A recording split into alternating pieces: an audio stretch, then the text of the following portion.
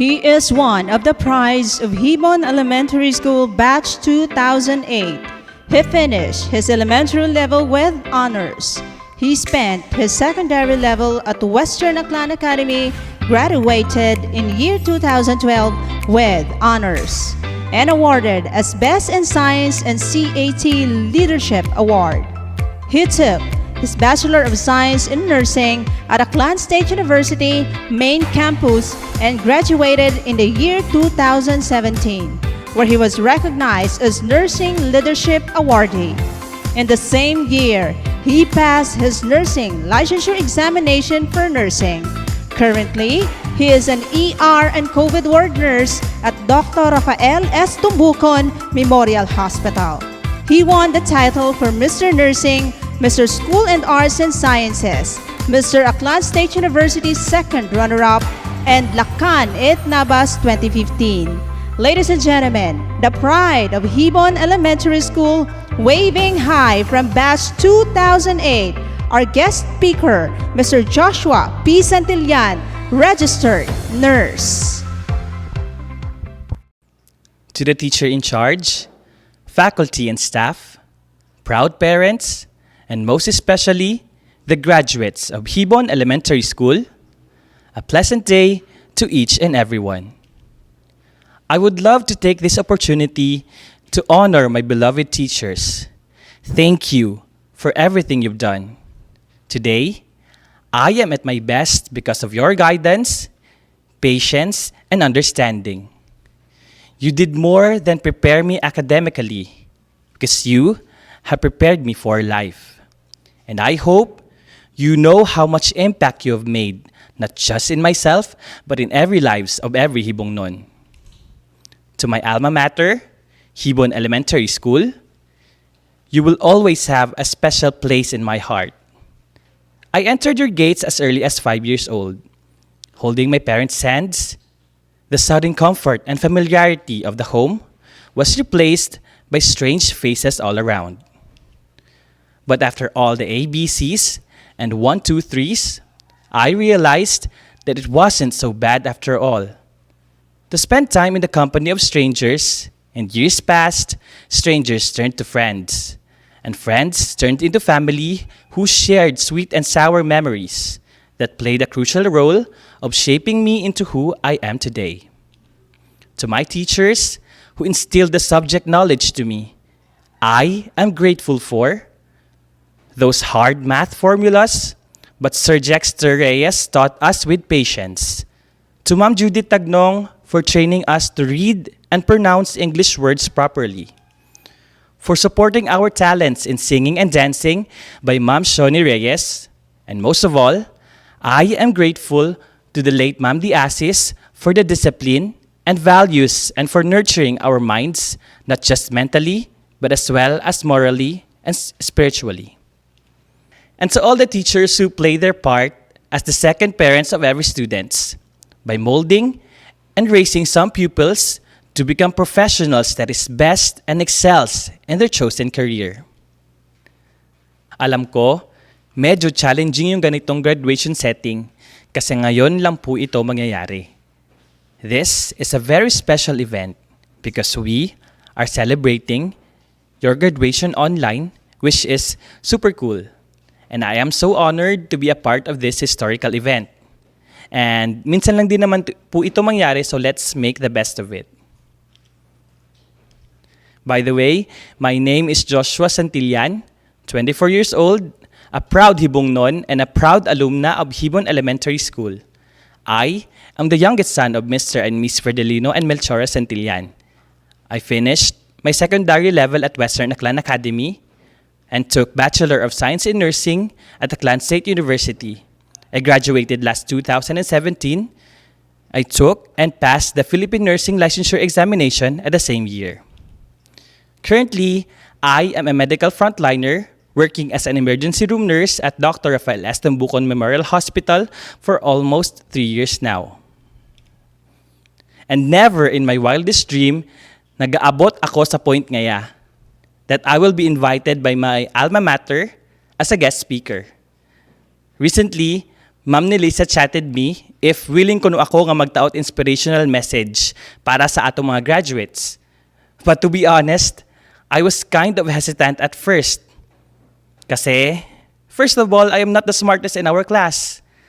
And I am not the most talented. Nor the top achiever in our batch way back then.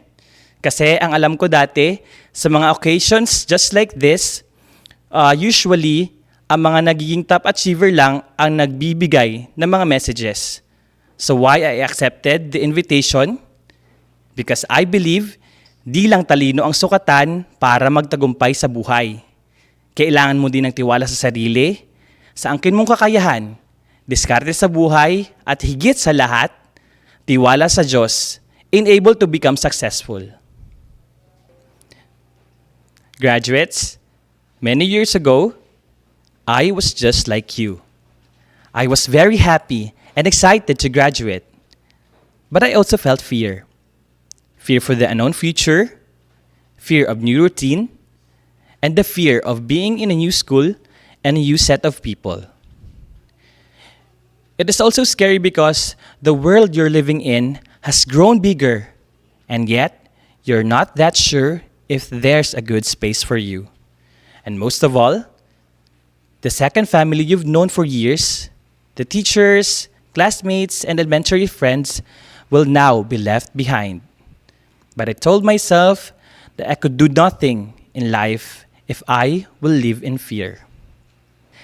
What we learn from elementary school will be the core of our foundation of our dreams. So let me share what are my life lessons during these times and hoping that you too will learn from it. During my first grade, I learned that every journey begins with a single step. At this stage, we were taught about the basic and fundamental learnings like recognizing and identifying shapes, letters, and numbers. A lot of distractions and a short attention span made it too difficult to instill these basic knowledge at the earliest age. But because of the perseverance and good teaching skills of our teachers, we gradually learned those basic skills, and soon enough, it will be the most helpful thing because from there, we will learn how to read, to write, and understand almost anything. Lahat ng bagay, lalong-lalo na ang ating mga kanyang-kanyang pangarap ay pwede nating maisakatuparan. If we were able to recognize what it is and what is it for. Lahat ng bagay ay pwede nating matutunan, pero hindi naman agad-agad. Kaya dapat, we must appreciate every single step and every success. Maliit o malaki. And of course, we must learn also from every mistakes that we will make along the way. Good things take time. So dapat, hindi tayo kailanman magmadali sa karera ng buhay. Mas marami kang matututunan, mas marami kang maipupulot na aral, at maiiwasan mong maligaw ng landas kung ikaw ay naglalakbay patungo sa iyong pangarap kahit medyo mabagal pero may kasiguraduhan. Kaya nga, huwag kang panghinaan ng loob o mawalan ng pag-asa kung sa karera ng buhay ay parang nahuhuli ka at ang iba naman ay tila nasa finish line na. Kasi magkaiba ang karera mo at sa karera ng iba, kaya learn to enjoy every single moment towards your journey. The things that I remember during my second grade is that at a very young age, I realized that me and the subject math will surely not get along. Because math is my least favorite subject that time. Lalong-lalo na yung mga time na sasagot kami ng Spencer's card, kahit simpleng addition o kahit subtraction lang, hindi ko ma-perfect. But now, I realized that math has taught me one of the greatest lessons in life. The first is the value of addition. We must always add and develop our self-confidence in ourselves. Second is to add and exert more efforts for achieving your dream. The third is to add and keep those people who believes in you and will continually encourage you all throughout.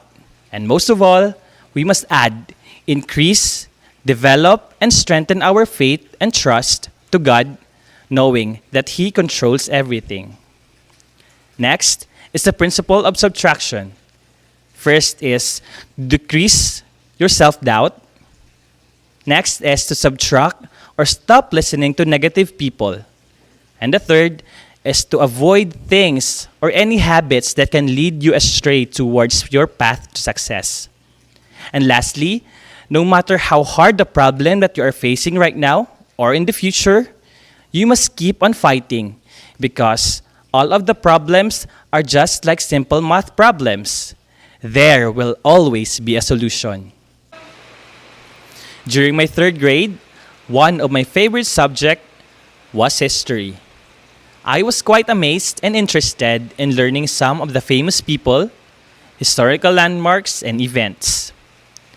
And able to fully understand and know someone or something, we must always look to its roots. In life, no matter how successful you are, you must always learn to look back with a thankful and grateful attitude, especially to those people who cared, supported, and guided you all throughout your journey. Always be humble and never think that you are greater than anyone. I know and I truly believe that in this batch, there will be next leaders, successful businessmen, and some professional who will excel in their chosen path.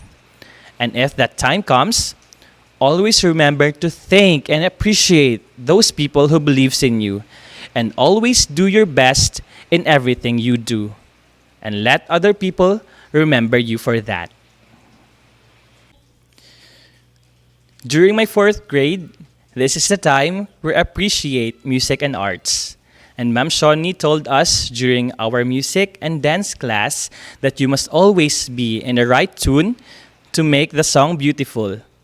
Kailangan nagadungan ang imong steps magsaot sa sonata, agud bukon ikaw itpakis, agbukot lain ang maging resulta.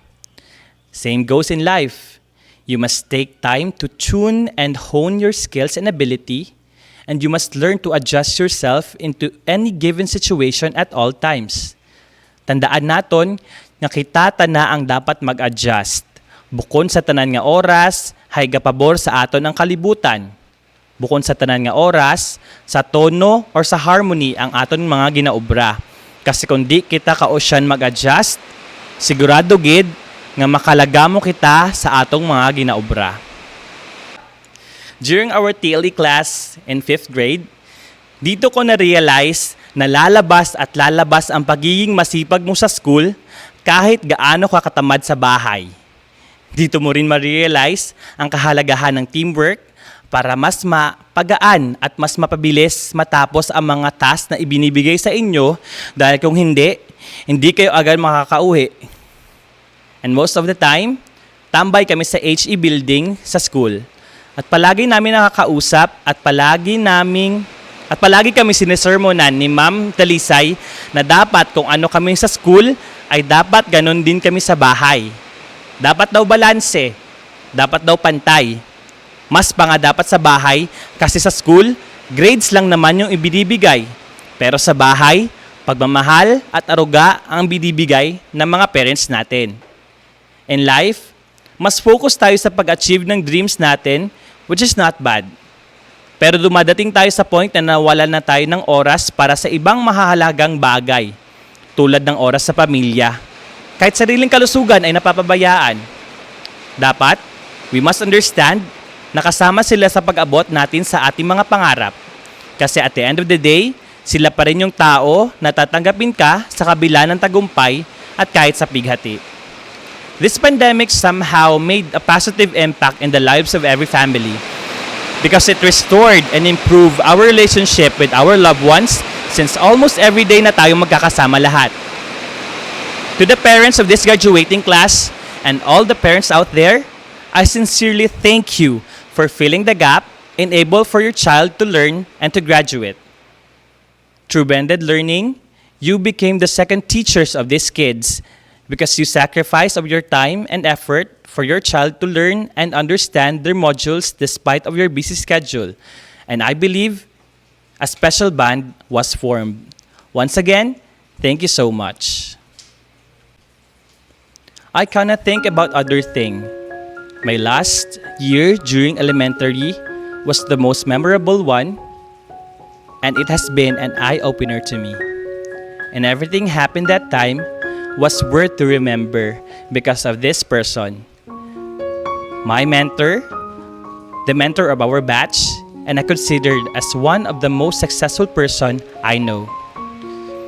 She was able to influence me and my batchmates to fight for our dreams, and that person was the late Ma'am De Asis. She's a teacher to many, but for us, she was the person who truly believes on us, who see that we can be someone that our family will be proud of in the future. And now, I guess she was right. Me, together with my batchmate, excelled, and most of us are successful at this time. We are all aware of her condition that time, as she was fighting a terrible disease that later took her life. Despite of her vulnerability, I will always remember her as a woman of strength. Time has passed, but our learnings from her will forever linger in our minds and our hearts.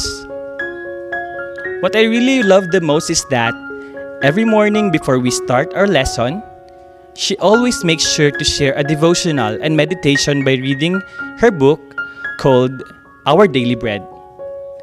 It made us more aware of ourselves and our relationship with our classmates, our friends, family, and of course, to our God, grow deeper and stronger.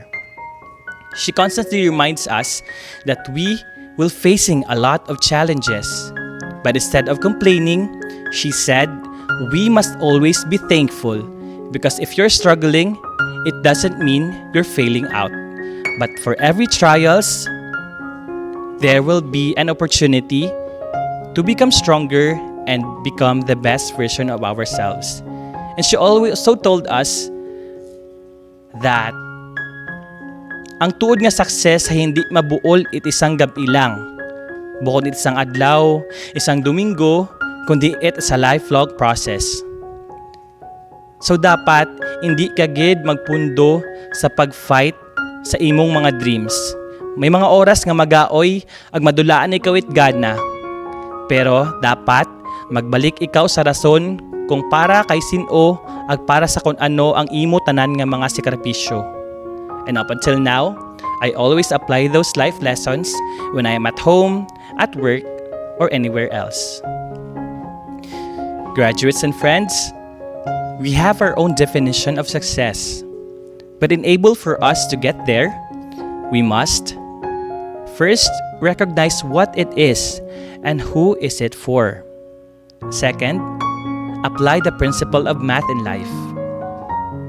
Apply the principle of addition, add confidence and enhance your ability, add and keep those people who constantly supports you and gives you encouragements, and most of all, increase your faith and trust to the Lord. Subtract or cut off those people who keep on giving constant discouragements. Lessen your self-doubt and cut off your bad habits. Always learn to look back from where you started. Always be grateful and thankful to those people who help you every step of the way. And always be humble at all times. Matuto dapat tayo itono ang kakayanan at abilidad natin at matutong makisabay sa indak at agos ng buhay. Next is the principle of balancing and prioritizing all of our goals and efforts and ambitions in life. And lastly, learn from a successful person.